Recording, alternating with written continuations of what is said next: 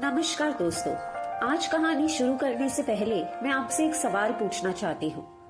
एक ऐसा सवाल जिसका जवाब शायद हर किसी के पास है, लेकिन हम अक्सर उससे बचते रहते हैं। आप में से कितने लोग हैं जिनके माता पिता आज भी आपके साथ रहते हैं? क्योंकि सच तो ये है कि आज के समय में हम सबके पास बहुत सारी वजह हैं। कोई कहता है कि जॉब की वजह से ये मुमकिन नहीं, कोई कहता है कि घर छोटा है, जगह कम है, तो कोई कहता है कि देखभाल करने वाला कोई नहीं है। और कभी कभी एक और वजह भी होती है जिसके बारे में हम खुलकर बात नहीं करते।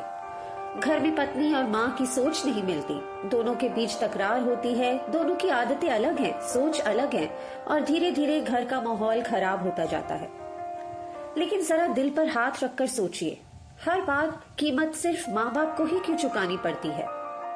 क्यों हर बार वही लोग घर से दूर हो जाते हैं जिन्होंने इस घर को बनाया था? सच तो यह है कि बहुत बार माँ बाप अपने दुख हमसे कहते भी नहीं, वे चुपचाप सब सह लेते हैं, क्योंकि उन्हें लगता है कि कहीं उनके कारण बच्चों के जीवन में परेशानी ना आ जाए। आप शायद आज इसे पूरी तरह समझ भी नहीं पाएंगे, क्योंकि आज आप युवा हैं, मजबूत हैं, स्वस्थ हैं। लेकिन आपके माता पिता अब उस उम्र में पहुंच चुके हैं जहां शरीर धीरे धीरे कमजोर होने लगा है, चलना मुश्किल होता जा रहा है, बीमारियां बढ़ने लगी है और सबसे ज्यादा जरूरत उन्हें अपने बच्चों के साथ की है। उन्हें सिर्फ दवा या पैसों की जरूरत नहीं, उन्हें जरूरत है आपके समय की, आपकी एक आवाज की और आपके अपनेपन की।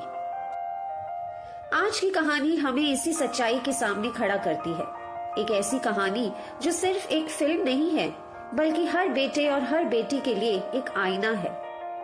यह है 2003 की बेहद भावुक और दिल को छू लेने वाली फिल्म बागबान की कहानी। राज मल्होत्रा यानी अमिताभ बच्चन और पूजा मल्होत्रा यानी हेमा मालिनी जी, यह कहानी उनके इर्द गिर्द घूमती है।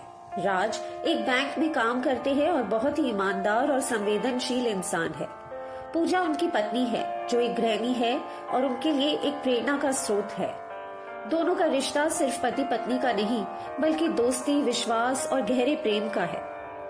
राज और पूजा के 4 बेटे हैं, अजीत, संजय, रोहित और करण। इन चारों का पालन पोषण राज और पूजा ने बड़े प्यार और मेहनत से किया है। उनके सपनों, उनकी पढ़ाई और उनके करियर के लिए उन्होंने अपनी इच्छाओं और खुशियों तक को कुर्बान कर दिया था। राज और पूजा की जिंदगी बहुत ही साधारण लेकिन खुशहाल है। वे बच्चों के साथ त्योहार मनाते हैं, हंसी मजाक करते हैं और पड़ोसियों के लिए एक मिसाल है। राज अक्सर पूजा से कहते हैं, पूजा, अगर मैंने जिंदगी में कुछ पाया है तो वह सिर्फ तुम्हारा साथ और ये परिवार है। पूजा मुस्कुराकर जवाब देती है, परिवार ही तो जीवन है, वही असली बागबान है। अगर बगिया में फूल खिले हों तो जीवन हमेशा सुगंधित रहता है। इसी शुरुआती माहौल में हमें एक संपूर्ण भारतीय परिवार दिखाई देता है, जहां माँ बाप अपने बच्चों के लिए सब कुछ करते हैं और बच्चे ही उनकी उम्मीद होते हैं। लेकिन कहानी मोड़ लेती है जब राज अपनी नौकरी से रिटायर होते हैं। बैंक में उनकी विदाई बड़े आदर और सम्मान के साथ होती है। सभी साथी उनकी ईमानदारी की तारीफ करते हैं। राज के चेहरे पर गर्व और संतोष की चमक है कि अब वे पूरा समय अपने परिवार, बच्चों और अपनी प्यारी पत्नी पूजा के साथ बिताएंगे। राज और पूजा की उम्मीदें बहुत बड़ी हैं।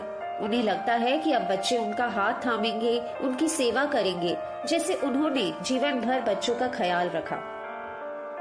लेकिन रिटायरमेंट के बाद हकीकत सामने आती है। चारों बेटे अपने अपने परिवार और जिम्मेदारियों में इतने व्यस्त हैं कि किसी के पास माँ बाप के लिए जगह और समय नहीं है। उन्हें लगता है कि अब बुढ़ापे में माँ बाप बोझ बन जाएंगे।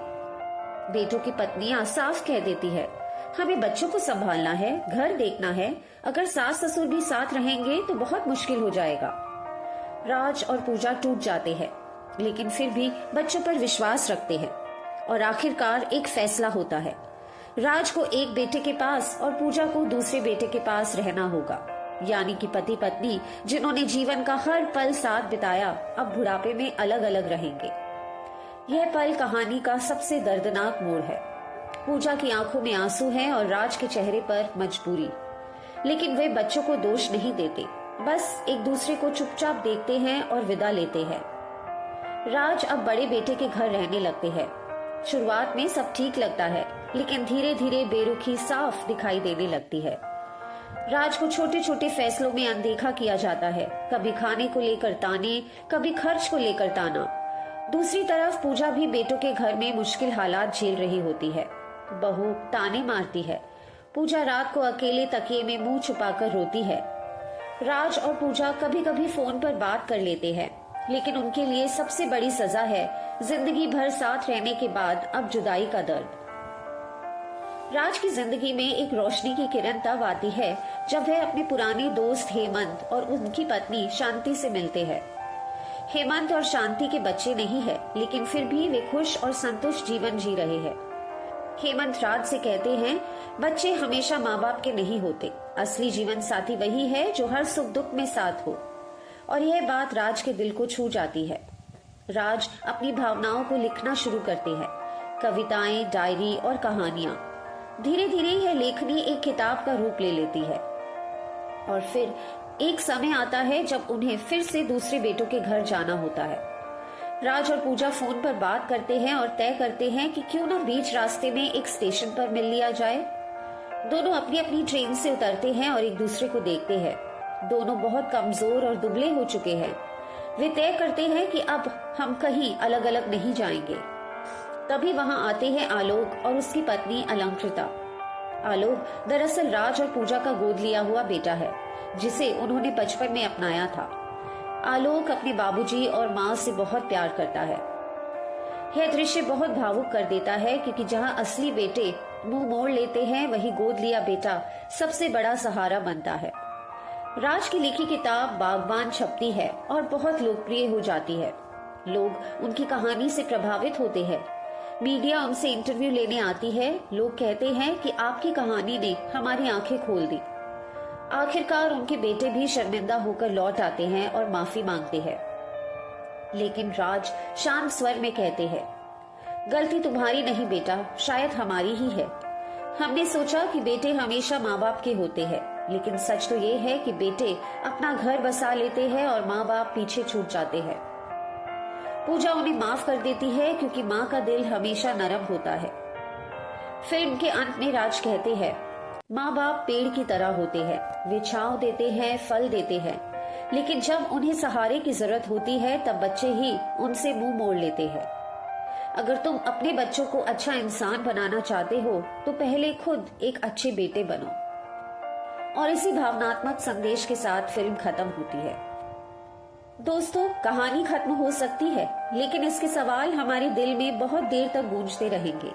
माँ बाप उम्र में बूढ़े होते हैं, लेकिन बच्चों के लिए उनका प्यार कभी बूढ़ा नहीं होता।